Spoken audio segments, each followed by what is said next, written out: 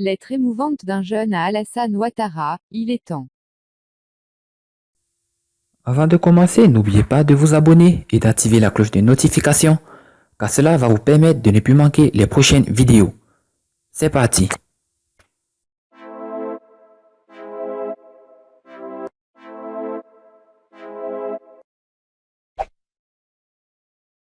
Avant de toucher la quintessence de mon intervention, permettez-moi de vous présenter mes vœux les meilleurs. Monsieur le Président, je sais que je vais commettre aujourd'hui une abomination car dans notre pays parler au chef de l'État c'est comme souiller un temple immaculé. Mais dans un pays, il faut des gens pour porter courageusement la voix du peuple peu importe le prix. Monsieur le Président, à l'entame de votre premier mandat vous avez parlé d'émergence.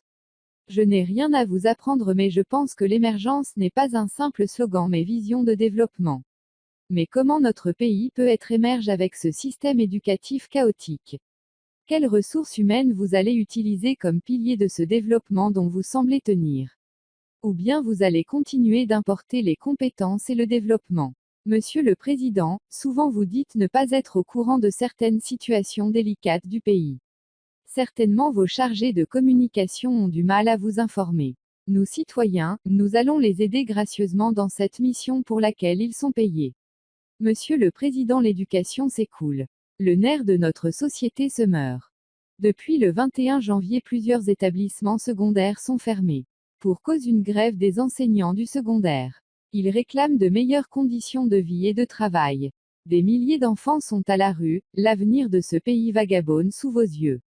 Pourtant votre gouvernement parle d'école obligatoire. Encore au 21e accent grave, en Côte d'Ivoire, la 5e accent grave puissance mondiale en termes de croissance selon le PM, des élèves sont entassés comme des sacs de manioc dans des salles de classe. Ils sont souvent 100 personnes par classe. Les enfants des pauvres sont obligés de subir cette situation alarmante. Quand ces derniers vont descendre dans la rue pour réclamer leur droit légitime à l'éducation, ils seront réprimés par les forces dites de l'ordre. Ce n'est pas tout, Monsieur le Président. Je vais vous parler de l'université de Cocody. À partir de ce lundi 5 février 2019, des enseignants veulent rentrer en grève. Ils parlent d'une année de grève. Les passes d'armes entre ces derniers et l'administration de cette institution laissent les étudiants perplexes.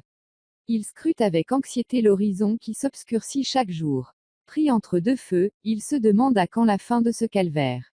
Loin de moi l'idée de tourner en dérision vos efforts pour redynamiser l'enseignement. Mais, la réalité est implacable. Le départ nouveau tant attendu a accouché un nouveau départ de la continuité de la médiocrité. À la place d'une bonne université nous avons plutôt un tombeau blanchi. Très joli de dehors mais pourri de l'intérieur. Les mêmes mots persistent. Manque d'amphithéâtres, de salles de TD et autres etc.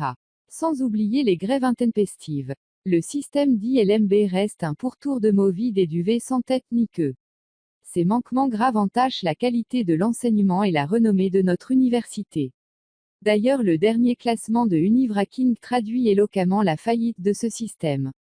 Sur 170 universités africaines notées, aucune université ivoirienne n'y figure. C'est vraiment œussérant pour notre pays. Autrefois la vitrine de l'enseignement en Afrique de l'Ouest.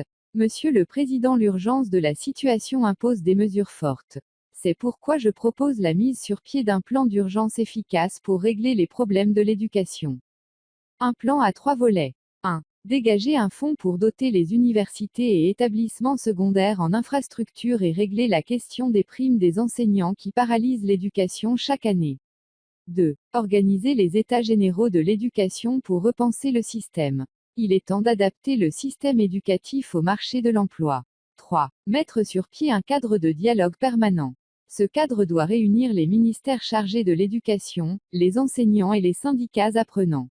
Surtout surveillez vos grilleurs d'arachides afin qu'ils ne détournent pas les fonds qui seront alloués à ce chantier titanesque.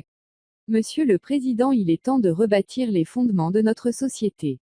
Il est temps d'arrêter les querelles inutiles pour résoudre les vrais problèmes de notre société. Il ne faut pas abonner toute cette jeunesse à son sort. Nous refusons d'être une génération sacrifiée. De toute évidence, concevoir un développement durable avec un capital humain mal formé, c'est utiliser du vent comme les piliers d'un palais. Toute la jeunesse vous regarde.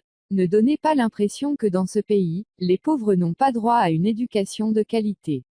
Je m'excuse sincèrement si je n'ai pas utilisé les mots adaptés. Il ne s'agit pas d'un affront mais un manquement lié à mon inexpérience en la matière et à mon vocabulaire si pauvre. Très cordialement je vous prie de recevoir ces quelques mots tirés dans les profondeurs de mon cœur. Yamien Atoubré, préside l'IPEC.